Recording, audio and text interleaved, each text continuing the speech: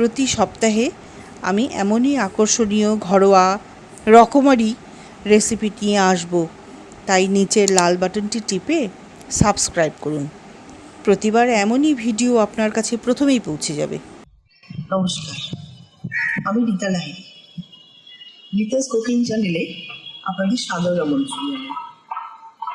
আপনাদের আজকে শীতের সময় যে পিঠে পুলি খাওয়ার একটা রেওয়াজ আছে, তার একটা শুরু আছে।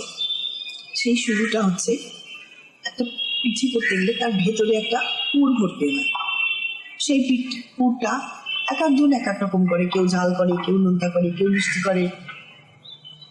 সাধারণত আমরা জানি পিঠেটা মিষ্টিটাই চলে। সেই জন্য আপনাদের এখন আমি নারকেলের পুর দেখাবো এবং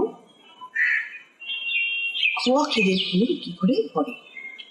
কেউ কেউ নারকেল পছন্দ করেন, কেউ কেউ খোয়া ক্ষীর পছন্দ করেন। সেই যার যেমন পছন্দ সে সেইভাবে ব্যবহার করবেন। আপনাদের আমি এখন পুর কীভাবে বানায় সেটা